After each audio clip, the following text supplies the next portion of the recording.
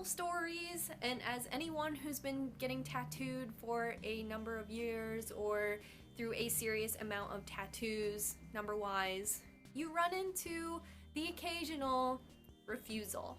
And I have a couple things that I'm not considering tattooed refusal. Like before I got this love letter, I wanted to get a compass there, and my tattoo artist at the time was like, let's avoid circles, no circle tattoos.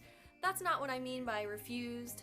I mean these 3 stories that I'm gonna share were tattoos I was flat out refused. Definitely share your experience in the comments below and we will get started.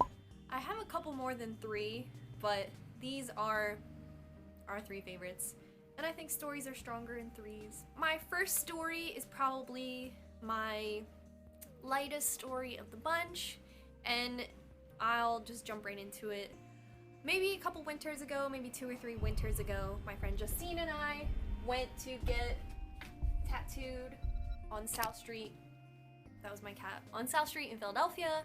If you don't know anything about South Street, I don't know, 20 years ago, it was a pretty big scene for the whole punk movement and stuff like that, and now it's really commercial and it's mostly a good place to buy cheap iPhone cases, no offense South Street. But there are a lot of tattoo shops around there, and I think, where'd you come from? Where did you come from? I think because of this punk scene that used to be on South Street, there are a lot of tattoo shops there in a very small strip.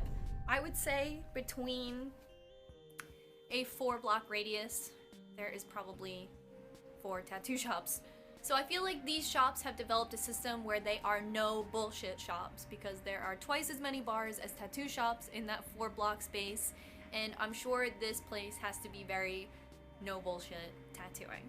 My friend Justine and I were on South Street, and we were talking about tattoos we wanted, and I really, and I still really wanted a tattoo of a string tied around my finger. So I wanted something like that. I thought that would be really cute. Not that I was trying to remember anything, but I was like, hey, I dig symbolism. Why not? We happened to be on South Street, and we were like, let's get these tattoos. They don't have to be done by our specific artists because they're just one and done. I've seen them done before, and I figured that would be pretty cute. So we go into a tattoo shop, and we're greeted by a woman at the tattoo shop, and we're like, hey, these are our ideas, and we're interested in getting them. Do you have any availability for tonight, or just we want to get them now? And the girl kind of looked at us. It was winter, so we both had jackets on, and she was like, I don't know about getting tattooed on your hands. Have you really thought about it? And we were like, yeah, we want it. And she was like, you might want to try to get a tattoo, maybe, you know, on your arm, your ankle, your back. Maybe try that first and then move on to your hands. And Justine and I were both like, excuse me? And she was like, yeah, you know, it's kind of like, you might want to be tattooed somewhere else first.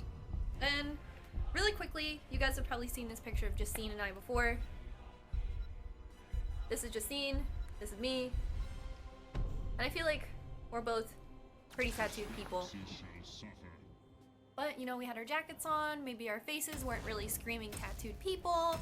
Both of her and I look maybe pretty normal in the face, because we don't have face tattoos.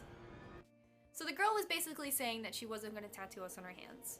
And instead of me being like, oh, I do have my I do have my arm tattooed, I do have my ankle tattooed, and I do have my back tattooed, we were just like, so we can't get it unless we have arm tattoos? And she was like, yeah, you should wait. And we were like, okay, bye. And we were basically refused because we weren't apparently tattooed. And with this, I understand the sentiment totally, but at the same time, I also kind of wanted that tattoo, and I don't know if I should have like flexed and showed her I had all these tattoos, and all of a sudden she would have been like, oh, I'm sorry, your majesty, come right this way. So in that instance, we kind of left. We never ended up getting the tattoo because that kind of put a bad taste in our mouths, and we thought, alright, maybe the next time we want a tattoo on our hands, we better get our throat tattooed first, so everybody knows that we're dead serious. With this, I understand left. We never ended up getting the tattoo because that kind of put a bad taste in our mouths, and we thought, alright. Maybe the next time we want a tattoo on our hands, we better get our throat tattooed first, so everybody knows that we're dead serious. So, rewind a couple years before that, some of you guys know that I have an inner lip tattoo that says Cynic, and I have a whole episode about it that somehow like went viral, and it has a lot more views than any of my other videos. I have an inner lip tattoo in my mouth, and some of you guys are familiar with that story, but what I don't share in the story is that that was the second tattoo shop I had gone in that day. The first tattoo shop I went to that day refused to do the tattoo for me. I was in Doylestown, and there are probably like 3 tattoo shops in Doylestown at this point. It has really become a place for tattoos. Before that, back in my day, there was about 1 shop, and I remember it was lightly protested. People did not want a tattoo shop in Doylestown, but here it was, and I didn't have ton of options when that tattoo shop was there. I really wanted an inner lip tattoo. I had tattoos at that time, not a ton of tattoos, but still tattoos on my arms and legs, and was like, hey, I want to get this tattoo today. I was in a relationship with my ex at that time, and he was away at school, and he was home for the weekend, and we were like, hey, we're in love, let's get tattoos together. And we weren't planning on getting matching tattoos, we weren't getting tattoos that said the same thing, we weren't getting tattoos of the same thing. We were just getting tattooed together because it was the weekend and we wanted to get tattoos. That's who we were. So we went to a tattoo shop and we went in and I was like, hey, this is the tattoo I want, this is why I want it, and I want it inside of my mouth. And the shop person said, hey, 1 second, I'll grab a tattoo artist who is available, because I just wanted a walk-in tattoo. I didn't want to make an appointment with my tattoo artist for just this little thing in my mouth, because I just wanted the word Cynic. That's all I wanted. I didn't want crazy script, just the word. So the tattoo artist came out and she said, hey, I just don't feel comfortable tattooing couples. And I was like, oh, we're not getting matching tattoos. We're just both getting tattoos today, if that's okay with you. And she said, I just don't do couple tattoos. It's something I refuse to do, and I'm never gonna do it. I also do not do face tattoos. And I have been tattooed there before, and I'm not kidding. It's where I got my 666 tattoo on my fingers. So I wouldn't be like, psst. But, you have to respect your artist's opinion, and even if you have a but you still have to go, hey, this person is in charge of what they do, and they're in charge of what they put out there. And just like I wouldn't want to give somebody a bad haircut because they would walk around and be like, yeah, quick and give me this haircut. The same person has the exact right to be like, hey, I think that's a bad tattoo and I don't want to do it. But I was just a little put off by the fact that she didn't want to do couples at the same time. Again, it's her right. And, maybe there are people out there who are like, don't bring too many of your friends to the tattoo shop, or I don't do group tattoos or party tattoos or whatever, bridal shower tattoos. But this person said that she does not do couple tattoos even if the couple isn't getting the same tattoo. So just the presence of my ex being there canceled out my ability to get a tattoo that day. So, a little desperate, some of you know the story. We took a bus to a different tattoo shop and definitely got shitty tattoos, and I had a panic attack. But it was all because the first girl didn't want to give us face tattoos and didn't want to tattoo couples. And although I don't really consider my inner lip my face, like a face tattoo, I do see my tattoo all the time, every time I talk. So maybe she was right and it was a face tattoo. Maybe I should have listened to her. But I kind of like the tattoo, not gonna lie. So my final tattoo that I was refused in this little series story is a little bit of a here and there because the tattoo never really happened, and I'll tell you what happened. I'll tell you why. When I first started getting tattooed, years down the line, years past boyfriends and everything like that, I was living independently and going back to school, and getting tattooed was really important to me, and it was something I started to travel for. And it was just when I started traveling for tattoos and just when I started to get good tattoos. So I was really excited, really motivated to get tattooed, but I was really unexperienced with getting higher end tattoos. And by higher end tattoos, I just mean tattoos that required an appointment, tattoos where the artist had a significant portfolio and a significant hourly rate, and I was just wading into the water on these more fancy tattoos. So I was really unexperienced with what my expectation could be and if I was being taken advantage of, and really I was just new to this whole world. And I found this artist. He was in magazines and he was on the internet, and this was a couple years ago before Instagram, so bear with me with what I considered celebrity at the time. And he had this big tattoo shop, and his name was like renowned for this tattoo shop because he was famous. He was like world famous. I don't know. That was my understanding of him. So I had received one tattoo by him, and looking back on it, I felt like he was really bossy. He had a lot of rules that didn't make sense to me. Why are there rules? Why are there rules? It told me that he performed tattoos in one session only. He required a really large deposit. He had a very specific hourly rate. And even during my first tattoo, he smoked a bunch of cigarettes on the clock. He took a consultation on the clock. And I remember when he was like, all right, well, that was about X amount of hours. I wanted to be like, you ate a sandwich. He kept his tattoo shop freezing cold, and because I wasn't wearing pants, I was like, I'm dying. But at the same time, I was like, this is what it takes to be tattooed. This is what I have to do to get tattoos by people who are good at what they do. You know, X amount of years later, I realized I don't need to get tattooed by people who want to be on TV. I want to be tattooed by people like me whose art I enjoy. But I didn't know. And here's where this goes. So after our first tattoo was done, I thought, this is the person who is going to give me the tattoos I want. So I put down a deposit for a new tattoo. And honestly, years later, bigger tattoos later, better tattoos later, I have still never put down a deposit on this ever. Some of you guys know that I have a Me Without You tattoo by Ashley Love, Yellow Spider, Yellow Leaf. I have a tattoo. You know, X amount of years later, I realized I don't need to get tattooed by people who want to be on TV. I want to be tattooed by people like me whose art I enjoy. But I didn't know. And here's where this goes.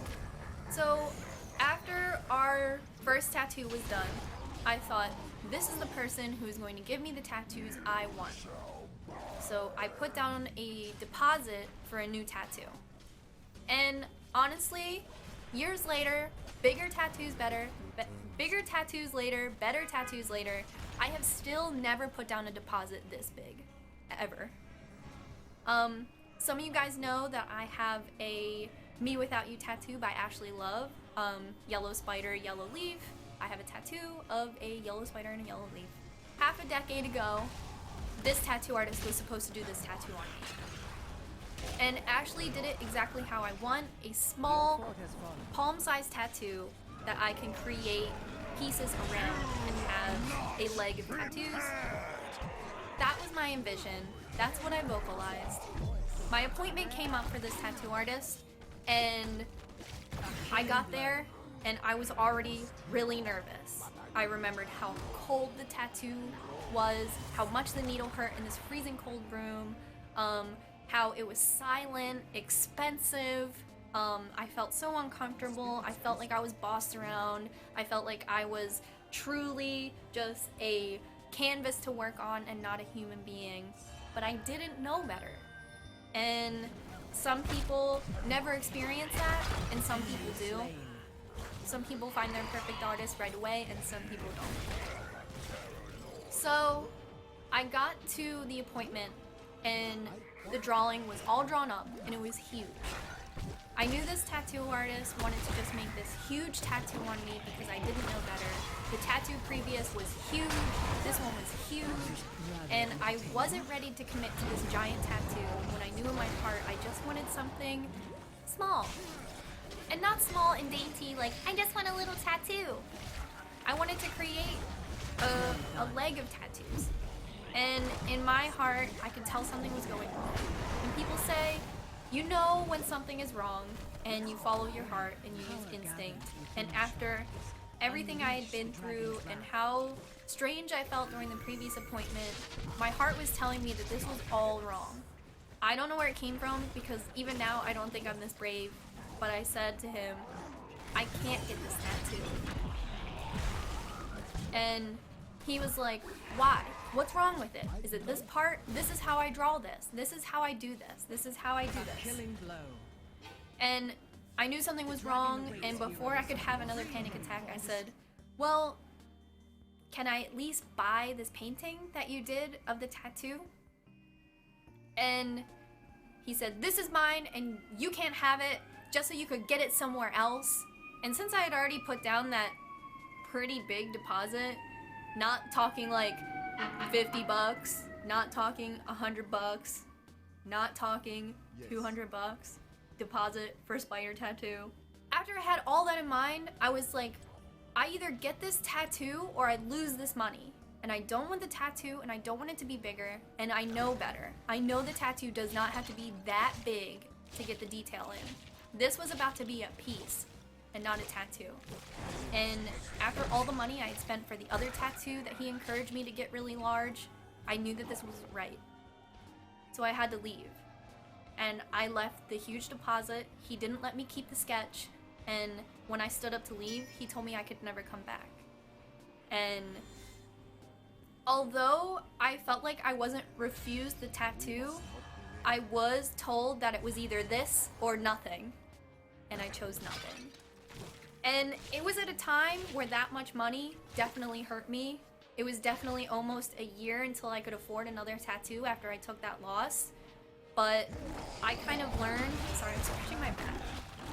I learned that there are tattoo artists out there who will try to take advantage of you. And you can either get that tattoo that you don't want, or that you were pressured into getting, or you could vocalize yourself, and if the tattoo artist tries to butt heads with you, leave.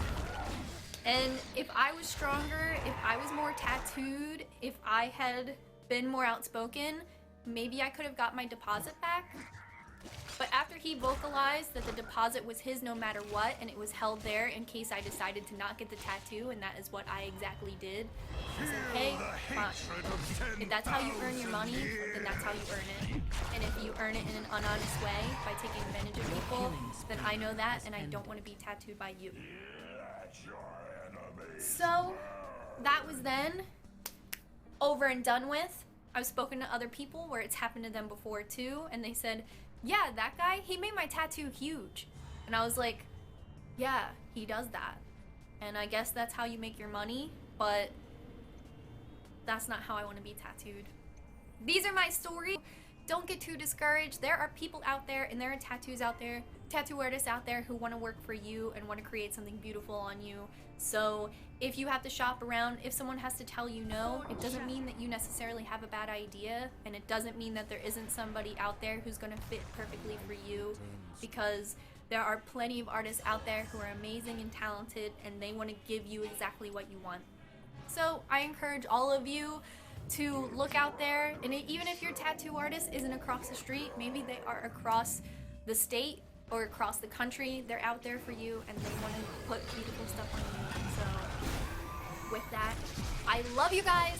Thanks for watching Tattoo Talk Tuesday. Thanks for encouraging me to make this episode. I hope it wasn't too much of a downer, because 5, 6, 7 years later, I couldn't be more happy with how the progression of my body has turned out. And I hope to encourage you guys as well, or at least entertain you if you are sitting pretty with all your perfect tattoos and your perfect artist that you found right away. I love you guys, and until next time, bye. Hey everybody, it is Quicken, and welcome back to Tattoo Talk Tuesday. If you're joining us for the first time, Tattoo Talk Tuesday is our weekly interactive Q&A. Your enemy has destroyed a fort.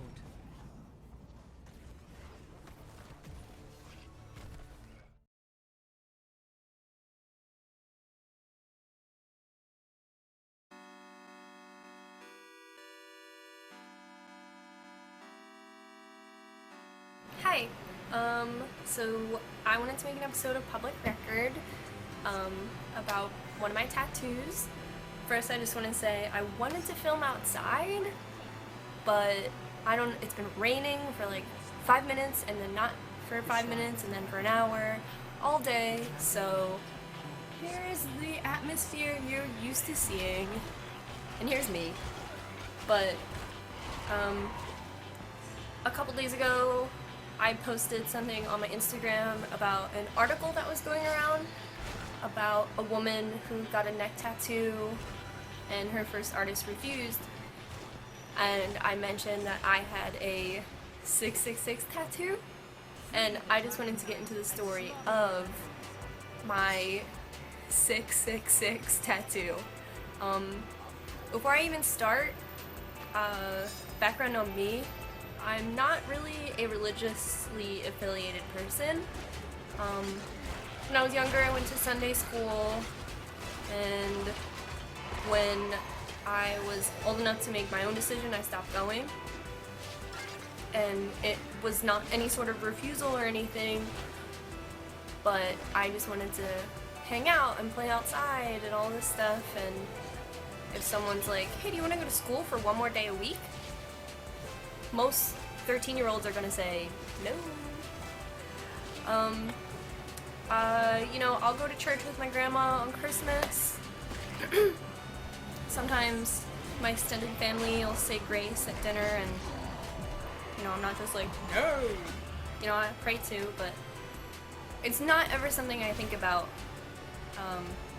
It's just not what I do, and not for any reason, just when it became my choice, I chose to do other things with my time. But anyway, so yes, I have a 666 tattoo, but it has nothing to do with Satan or Satan worship or any rebellion against the church or structured religion or whatever. And I tell people all the time, it's like my one of my tattoos that actually does have a backstory, because a lot of my tattoos are just like imagery I enjoy, but I did get this tattoo after something I did experience. And before we get into the story, here's my tattoo.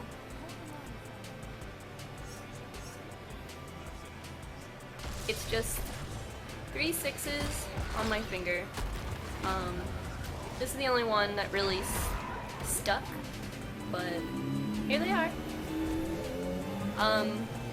I got them when I was 19, right? Let's say 19. I've had them touched up twice around that time frame, and I'm not really interested in having them touched up again, but yeah, they're about 5 years old, and they're still pretty in there. But here's a photo of them right after they were done. And I just took this right off my Tumblr. But yeah, they used to look good in there. And I seem pretty stoked to have them. But now I look like this. So here's the background story. Sorry, I have a fan on. I'm trying to talk loud, but still be quiet, because I'm not the only one home. So when I was 19, I was commuting to school.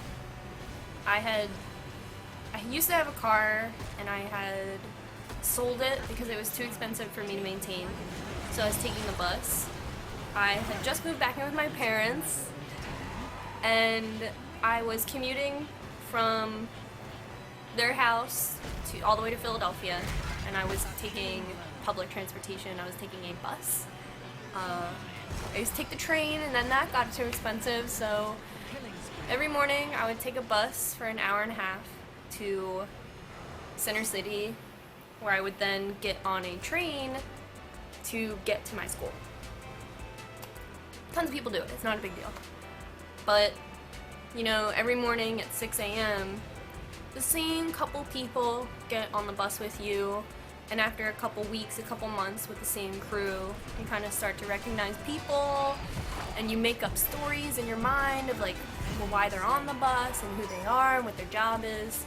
So, in my delusion, there was this one woman who used to get on the bus stop after me, and she would wear scrubs, so I assumed she was a nurse or worked in a retirement community, whatever. And one morning, and if you've ever been on a public transportation bus, they're all different in every city, but the bus that I took had, when you would get on, it had 6 rows of seats that were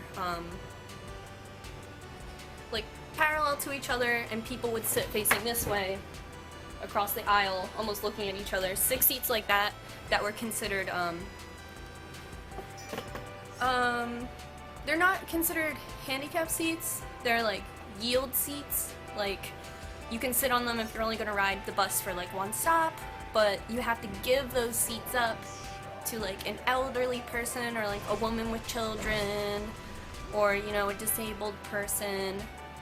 There's even a little note. It's been a minute since I've been on the bus though, but they're called something, and it's 6 seats right in the front that face each other from across the aisle. And then the rest of the seats are standard. They're like this, back to back to back to back, and you sit forward in them. So, since I rode the bus for an hour and a half, I usually grabbed a seat in the back before the bus started to fill up, just because it's common courtesy, and I knew I was going to be sitting there for a while. No one ever really sits in those yield seats, you know, unless you're taking the bus for a stop. So I got on one morning, sitting in my normal seat in the back, and I noticed this woman get on, and she's wearing the scrubs, and they all say, I heart Jesus, and what would Jesus do, and all that, like, printed across. And then she also has the bandana with the same exact print. You've probably seen it before, the WWJD. It's like, you know, and nothing against people who wear prints like this. It's not a commentary on religion. So Our Lady, she goes in the yield seats and stretches her way across all 3 and falls asleep. Which is like a dick move, I think is what people call it. But you know, the bus is quiet in the morning, everyone just woke up, no one would dare to say something to her. It's just not how the bus works. So you know, we're bumping along, the bus is filling up, it's always a packed bus at 6 a.m. Everyone's getting to work. You know, you never sit by yourself that early in the morning. So, you know, 45 minutes in, the bus is packed, people are holding onto the rails, the seats are all taken up, and our friend is still laying across all 3 of the yield seats. And I'm thinking, like, I hope you're asleep, but I've seen you, and you've taken this bus as many times as me, and you just should know better, because you're a fully grown woman. So I'm kind of heated looking at her, trying to mind my own business, when a woman comes in to the bus who's pregnant and holding a baby, and everybody, you know, is kind of jam-packed in this bus, and no one can really give up their seat to her because we're all so solidified in where we're sitting. So she's just trying to hold on to the one rail, hold the baby, hold this other baby, and she's just like really trying. And in my mind, I'm like, wake that lady up. But, you know, she seemed asleep, and nobody did anything. So I told you that I would take a bus and then go to the train. So the last stop on the bus is the bus depot. And underneath the bus depot is the train station. And, you know, we're getting closer to the depot. Everybody's pretty seasoned on the bus to the location. So everyone's starting to shift around, you know, get their backpack all zipped up and stuff. We're almost there. And wouldn't you know, our hero in the front of the bus realizes where we are, jumps up, and is the first one out of the bus. Beats everybody to the door.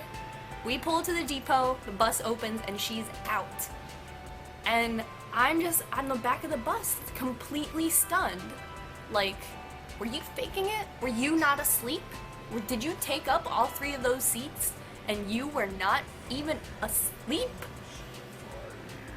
So it stuck with me. It stuck with me all day.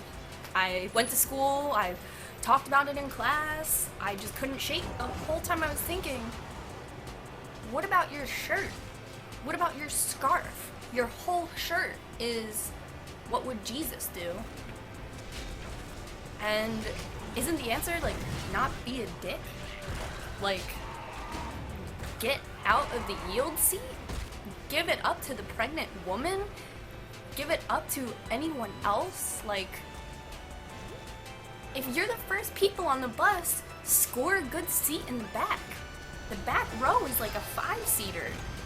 Go be an asshole back there.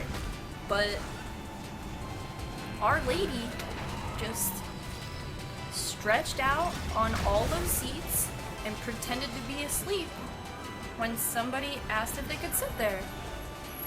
And, like, now I'm a grown-ass woman and I see terrible things happen all the time, and I just have to, I don't know, that's crazy, but at the time it just, like, stuck with me.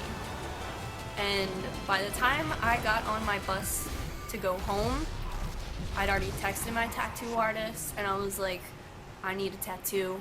I can't shake this feeling. So, in opposition to the woman who would not yield her seat and pretended to be asleep, so handicapped and, sensitive riders could not sit in her seat, I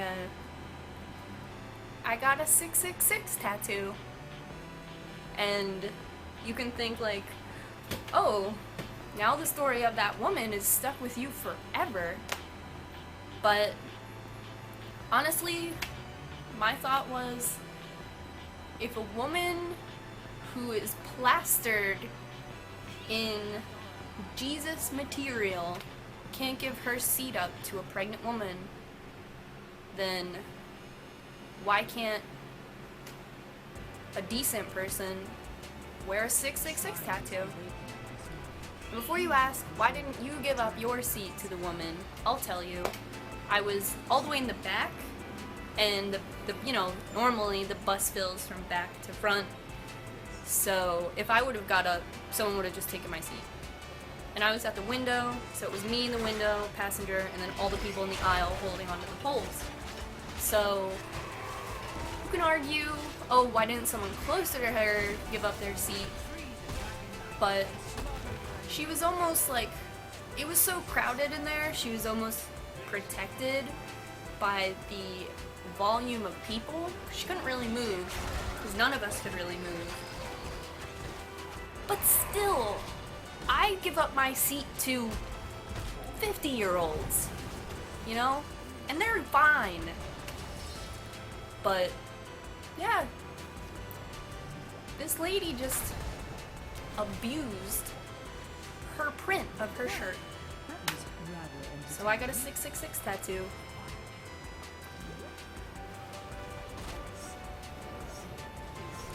And before you wonder, like, do you regret that? I don't know. 99% of people don't know I have it. I don't post pictures of it. I don't think about it. Sometimes, like, if a cashier is giving me change and I give them my left hand, they might be like, what is that? But, I mean, I don't think my boyfriend knows I have this tattoo. No one really does. Honestly, when it comes up, it doesn't look like a 666 tattoo. Because I know that there are people in my life who would probably be upset just knowing I have it. And, that upsets me. I don't want to break anyone's heart. I don't want to hurt anyone's feelings. I respect people's choices. And yeah, every once in a while, like, a mature figure in my life is like, do you have a tattoo on your hand? And usually that's as far as it goes, so I'll be like, oh yeah, but it's nothing. Because I have one on my other hand that I thoroughly enjoy, happy to have it. So, you know, sometimes if they're like, what's on your hand? I'll be like, oh, it's this hand, look at it. But, I have nothing against hand tattoos or religion or whatever. That's just my story of one time there was an asshole on my bus and it irked me all day. And I had, at the time, a very available tattoo artist who was like, yeah, sure, let's do it. I'm here right now. Your bus goes past my tattoo shop. Zip zap. See, don't hate me. Constructive criticism is welcomed, but like I said recently in an Instagram post, I use YouTube and social media and stuff to connect with people who aren't in my neighborhood, aren't someone I would come across. So do not break my heart with your negative comments. Like I said on Instagram, if I'm creating content that you don't enjoy and that you feel the need to verbally criticize, make content that you like. And if you're like, I hate that Quicken and she's stupid and she should talk about this, you talk about it on your channel and your friends will enjoy it. But that aside, this is the story of my 666 tattoo.